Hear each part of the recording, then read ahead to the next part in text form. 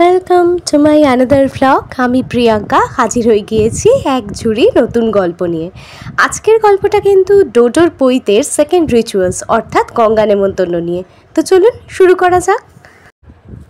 আজকে ডোডোর পৈতের second rituals অর্থাৎ গঙ্গা নেমন্তন্ন। এখন বাজে 4:45। আমার শাড়ি সিলেক্ট করা হয়ে গিয়েছে, তার সাথে ম্যাচিং জুয়েলারিগুলো এখন জাস্ট সিলেক্ট করছি কি পরবো না পরবো। এই ব্যাঙ্গেল দুটো দেখুন কি মিষ্টি দেখতে না, আজকে এই দুটোই পরবো ভাবছি। মানে আমার শাড়িটার সাথে যে শাড়িটা পরবো সেই শাড়িটার সাথে এই দুটো খুব ভাল লাগবে, আমার অন্তত তাই মনে হচ্ছে। এবার সাজগোজের পরে আপনারা দেখে বলবেন কেমন লাগছে। আর কানে পরবো এই দুলটা। আজকে কোনো গোল্ড জুয়েলারি পরছি না। অপৈতে ভাতের দিন যেমন সাবেকি করে সেজেছিলাম, তো সেদিন সব সোনার গয়না পরেছিলাম। আজকে সমস্ত কাস্টিম জুয়েলারি। আর এই ইয়েলো কালারের কম্পার্টমেন্টটা দেখছেন, এটা কিন্তু আমার ড্রয়ার বা অর্গানাইজারের একটা কম্পার্টমেন্ট। আমি টোটালটা খুলে নিয়ে চলে এসেছি 3 তলার ঘর থেকে। এর মধ্যে আমার সমস্ত রকমের জুয়েলারিসগুলো থাকে। আর এই শাড়িটা আজকে পরছি। আমি রেডি হয়ে গিয়েছি। শাড়িটা বেশ আরামদায়ক। আমি তো এইরকমই একটা শাড়ি খুঁজছিলাম। মার এই পিওর সিল্কটা কত সুন্দর। মা কিন্তু এটা বেশ অনেকবারই পরেছে, কিন্তু মা এত যত্ন করে শাড়ি রাখতো না, আমি তার এক ফোঁটাও হইনি। আর এই দেখুন ব্যাঙ্গেলগুলো পরেছি, ভাল লাগছে। আর কানে দুলটাও পরেছি। কিরম লাগছে জানাবেন কিন্তু কমেন্ট বক্সে। বেশ এই কদিন শাড়ি পরতে পারছি, আমি খুব হ্যাপি। আর বাইরেটা দেখুন অন্ধকার হয়ে আসছে। ও বলেছে 6টার মধ্যে যেতে।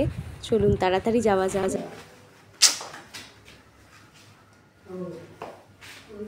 এইটা আজকের লুক। এখন যাচ্ছি গঙ্গা নেমন্তন্ন করতে।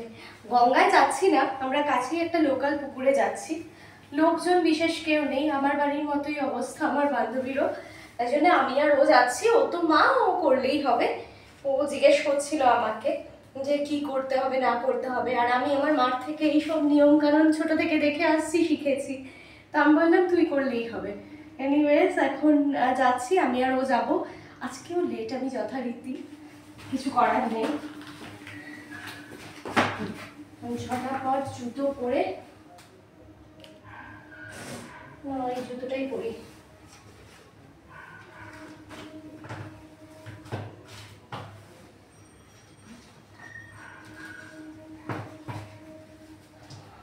টাটা।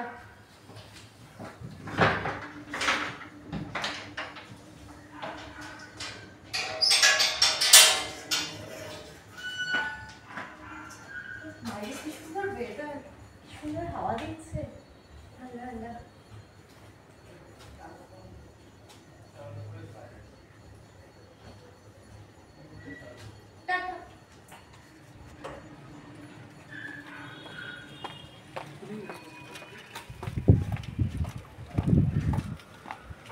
অনেক লেট হয়ে গিয়েছে, সন্ধে হয়ে আসছে, তাই দুপাশে মাছের দোকান মাংসের দোকান সব বসে গিয়েছে। সন্ধেবেলা কিন্তু আমাদের দাসপাড়ায় একটা সান্ধ্যকালীন বাজার বসে। এখনও যেহেতু সেরকমভাবে সন্ধে হয়নি, তাই সব দোকানপাট খোলেনি, কিন্তু এখানে বেশ ভালো রকমই বাজার টাজার বসে এবং আপনি মন প্রাণ ভরে ভালো বাজারও করতে পারবেন।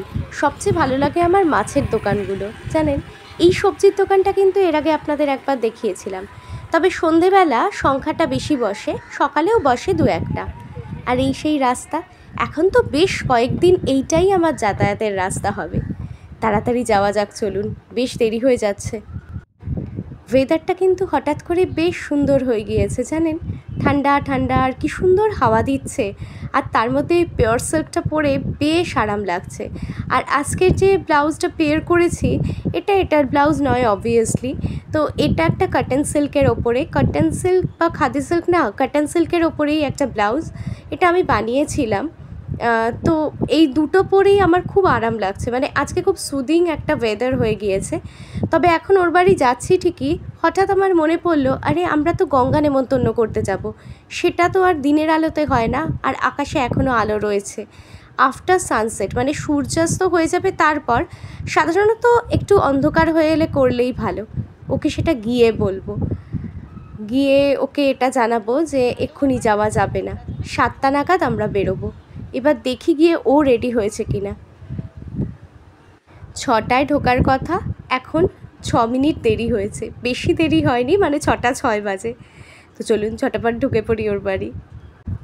আমি ওর বাড়িতে ঢুকে বসেও পড়েছি, কিন্তু যথারীতি দেবলীনা দেবী রেডি নন। যাই হোক, একটু লেট করেই বেরোবো। আর এইখানে কালকের জন্য, আগামীকালের জন্য ফলগুলো ধুয়ে রেডি করে রেখেছে। আর ওই যে থালা সাজাবার জন্য কিছু জিনিস আনা বাকি আছে, তো ওর হাজব্যান্ডকে আনতে দিয়েছে, সেগুলো আনলেই থালা রেডি করবে। আমরা এই 7টা সাড়ে 7টা নাগাদ বেরোবো।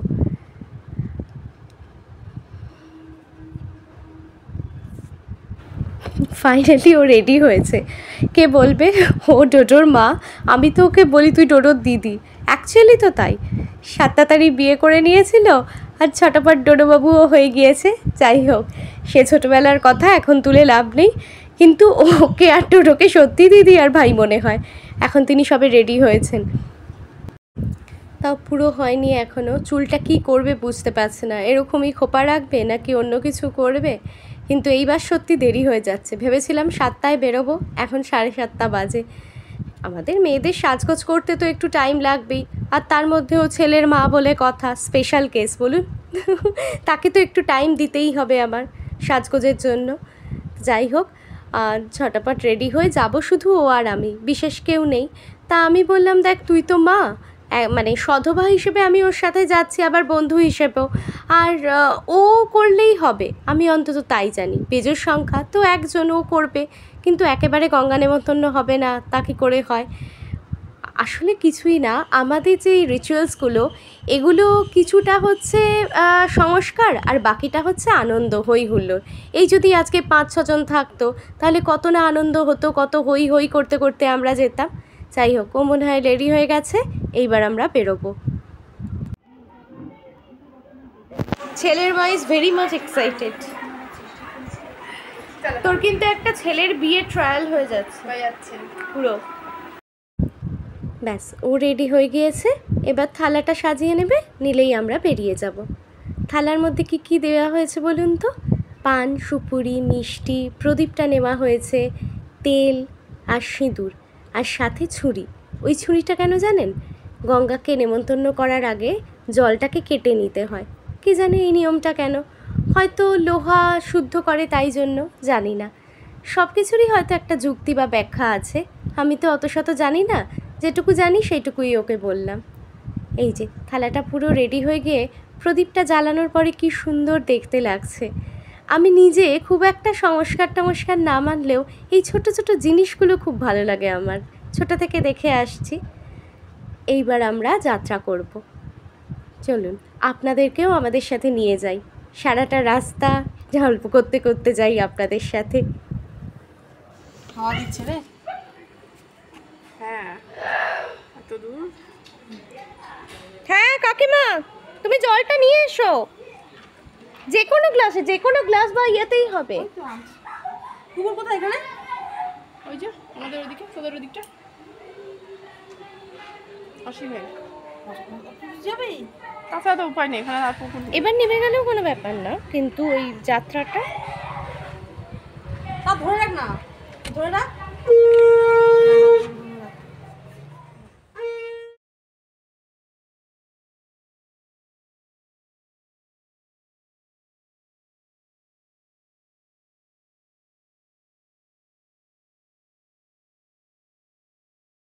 আমাদের যাত্রা কিন্তু শুরু হয়ে গিয়েছে।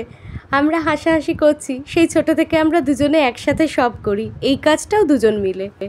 যে কোনো আনন্দ অনুষ্ঠানে দেখবেন, যত বেশি লোকজন নিমন্ত্রিত হয় বা যত বেশি লোকজন আসে যোগদান করে, তত আনন্দটা ডাবল হয়ে যায়, ট্রিপল হয়ে যায়। অনেকেই বলেন দূর লোক খাইয়ে কী হবে, দূর লোক নেমন্তন্ন করে কী হবে। আমি কিন্তু এর পক্ষপাতিত্ব করি না। আমার মনে হয় সবাইকে নিয়ে একসাথে হই হই করলে তবেই আনন্দটা ভালোভাবে উপভোগ করা যায়।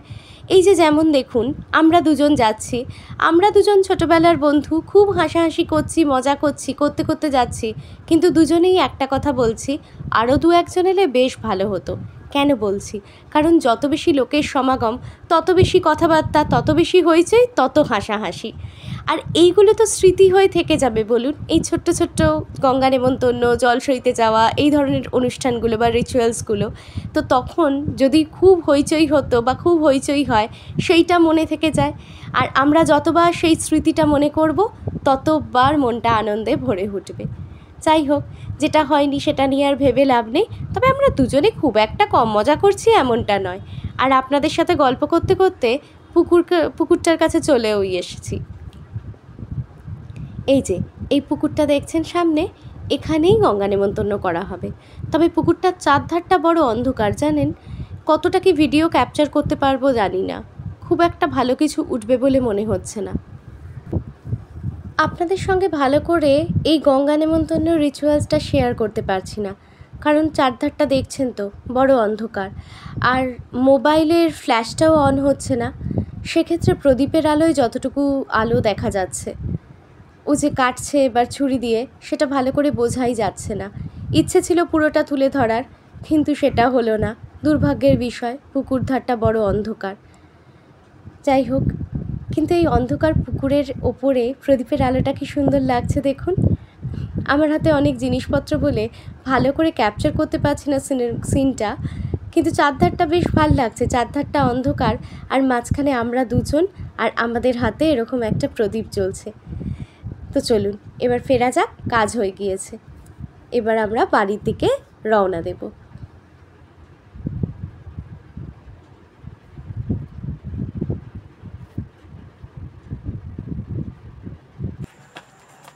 চলে এলাম বাড়িতে, কাজ হয়ে গেল। দুজনে মিলেই করে দিয়েছি। আবার মা থাকলে, মা হচ্ছে সবচেয়ে মানে বড় শক্তি যে কোনো সন্তানের ক্ষেত্রে।